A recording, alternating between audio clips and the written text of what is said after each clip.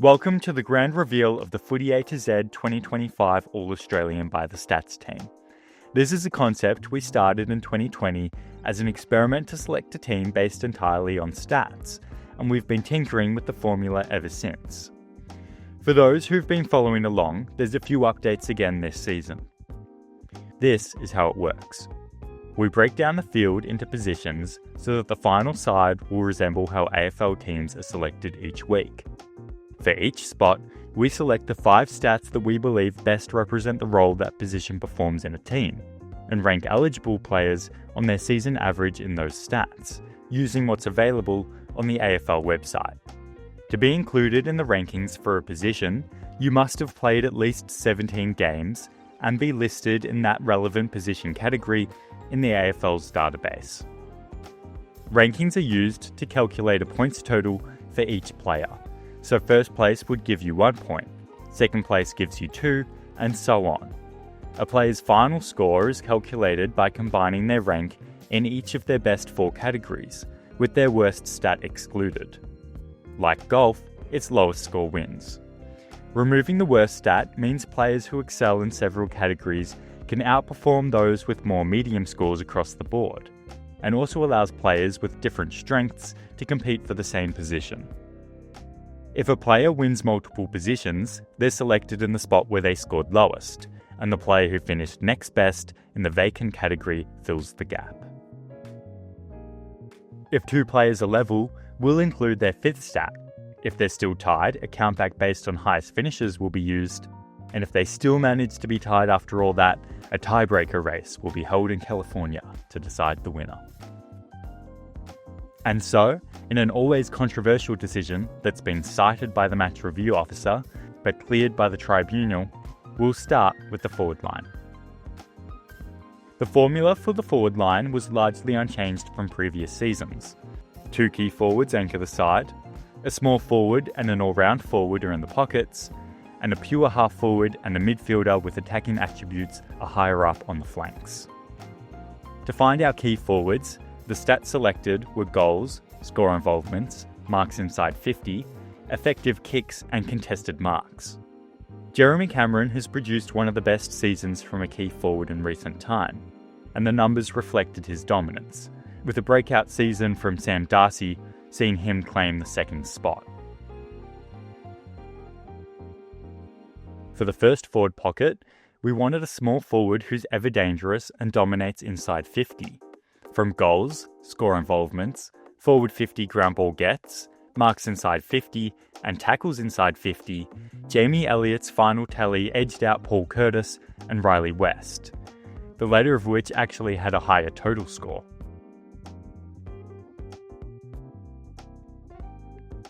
Next up, our pure half-forward flank needs to be a player who impacts around the ground and contributes offensively. From goals, marks inside 50, score involvements and effective disposals, assist king Brian Myers managed an impressive score of 9 to dethrone All-Australian by the Stats veteran Toby Green. The other forward pocket would go to the best of the rest. Both key forwards and forwards were eligible in this position, and a diverse range of stats covered goals, score involvements, marks inside 50, effective disposals, and forward 50 ground ball gets. Sam Darcy became the first repeat winner, but as he was already on field with a better score in the key forward position, Jack Gunston claimed the free spot in the pocket. As we transition up the field, the next position is an attacking mid-forward. We filtered for midfielders and selected clearances, goals, score involvements, inside 50s, and metres gained. The winner, Ed Richards, pipping his Bulldogs captain, Bontempelli. Transitioning to focus fully on the midfield now, we'll look at the followers and the centre line. This includes a ruck, 2 all-round midfielders, a more contested midfielder, and 2 wings. To find a ruck capable of dominating at stoppages and supporting the team around the ground, we used hitouts to advantage, clearances, 1%ers, contested marks, and score involvements. Max Gawn comfortably won this spot ahead of Jared Witts. For the other on-bowlers, we wanted all-round mids that give a damaging output, and take games away from the opposition. We used contested possessions, effective disposals, total clearances, goals, and score involvements. Expansion Cup duo Tom Green and Noah Anderson claimed the position ahead of a competitive top 5. For our contested mid, the stats selected were contested possessions, effective disposals, total clearances, pressure acts, and tackles. The results showed it was Matt Rao and then cleared daylight to the rest of the field to complete an Expansion Cup sweep. The wing is a position that's proved challenging to select in the past, as the AFL's database can filter by midfielder but not wings. As a result, we've taken the approach of selecting stats that represent areas where wingers excel, emphasising run and carry and linking of play. Inside 50s, effective kicks, marks, bounces, and metres gained gave us 2 cats, tied on their number of lives, in Max Holmes and Bailey Smith.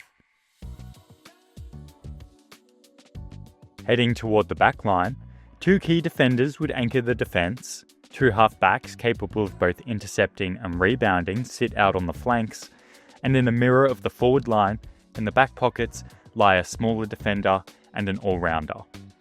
For key defenders, 1%ers, contested marks, intercept possessions, effective disposals, and lowest contested loss percentage were used to select a dominant Sam Taylor and the barely ever beaten Jacob Wiedering. The half-back flanks were tasked with rebound 50s, effective disposals, intercept possessions, score involvements, and metres gained, and we can reveal that Dane Zorko and Nazaya Wanganing-Millera will be dictating play in the back half. For the back pocket, we focused on the smaller defenders capable of mopping up the ball in defence. Contested possessions, intercept possessions, ground ball gets, defensive half-pressure acts, and 1%ers selected Jordan Clark narrowly in front of Liam Baker. To complete the starting team, the all-round defender was again open to players classified as both defenders and key defenders, with more of a leaning towards players staying at home in defence. Score launches, intercepts, 1%ers, lowest contested loss percentage, and marks produced another unique winner in Harris Andrews. The interchange was tweaked slightly from previous years to reflect that most teams are currently favouring versatile key forwards over a second ruck. So this year we decided to include 2 midfielders on the bench to be joined by the next best general defender and forward. This saw Bailey Dale and Lockie Ash tied on 20 with their half-back score, but with a better 5-stat total, Dale claimed the defensive position. In the midfield, Marcus Bontempelli had a 15 in the attacking mid-role, and Finn Callaghan was third in the wing category with 17. In the forward line, Toby Green's performance gave him the final spot in the 22. But wait, we're not done there. As this concept was conceived around the philosophy of selecting an AA team more representative of how AFL sides are selected each week, this year we decided it would be both a fitting and fun bonus to name a sub this year, which would be the next best player across all positions, excluding rucks and key position players. And so, it was North Melbourne's Paul Curtis, who with a score of 18 in the small forward category, makes a fitting sub. As is tradition, the captaincy would continue to go to the player judged to be the most statistically outstanding, as represented by the lowest score. Funnily enough, this was Jeremy Cameron, who had a perfect score of 4 at full forward, and he'll be assisted by Matt Rao as vice-captain, who scored 7. As we've come to expect, 2025 was another year of interesting results, with the system again highlighting some players left out of the official side, perhaps deserved more praise this season, while on the flip side, it disadvantaged others who were right to be selected. We've previously lamented the tendency of this system to bias against players who don't fit neatly into a positional category, and players like Jordan Dawson and Isaac Heaney fell victim to this once again, spending too much time in the midfield to rank highly for scoring, and too much time forward to outrank other mids. In the past, we've also mandated goals be included in the final tally for all forwards. This year we decided to drop that requirement, partly to streamline our process and partly out of curiosity. The only position this impacted was the half-forward flank. While Brian Myers didn't score many goals this year, his stats were so excellent across all other metrics that it still felt like a just reward for a uniquely crafty player. On the forever contentious wings, while we are by no means saying we think Max Holmes and Bailey Smith play on the wing, they both fit the bill in regards to the type of player we're looking for here. Across the mid positions, McCluggage, Nick Dacos, Dawson and even Butters are a few of the midfielders whose ability to break games apart this season unfortunately hasn't been reflected as strongly in the stats as it has to the eye. The backline is often a mixed bag as well, with vibe, perhaps disguised using terms like reliable or high IQ, often coming into play when we discuss the year's standout defenders. This year, we were able to improve the system so that we could filter by a minimum games requirement, which allowed us to more effectively rank defensive contested loss men in the past. And it seemed to work well, with 3 very solid key defenders making the team.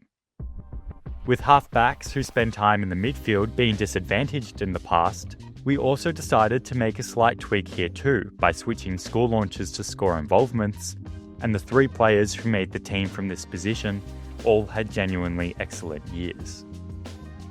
Tools once again dominated the all-round options at both ends of the field, but that feels a fitting reflection of a year where the big boys dominated the storylines. Although, having dropped the second ruck position from the bench, you could say we did get lucky with Sam Darcy's inclusion as the second ruck option. And speaking of the unicorn, it turned out Darcy was right on our game's limit of 17, but his average stats were excellent, edging out Riley Philthorpe, who probably had more of an overall impact on the year, having played every game. We're interested in your perspectives here. Should we use total stats like previous years, or keep going with averages, as we've tried now? And what's an appropriate minimum number of games to make the team? Breaking down the numbers some more, 13 players overlapped with the official All-Australian team, 15 players came from top 8 sides, compared to 8 from the bottom 10, although 4 of those were from the 9th placed Western Bulldogs, which is probably a fair reflection of the very divided ladder this season. There were 17 players who made this somewhat inconsistently published team for the first time, with 6 returning players, of which Harris Andrews is now the only player to be selected each season. We've managed to pull this together, with Christian Petrarca missing out for the first time. So what did you think? Who was the biggest AA snub this year, and who did the stats mistreat? Be sure to let us know your thoughts in the comments, and maybe we'll do this again next year. Who's to say?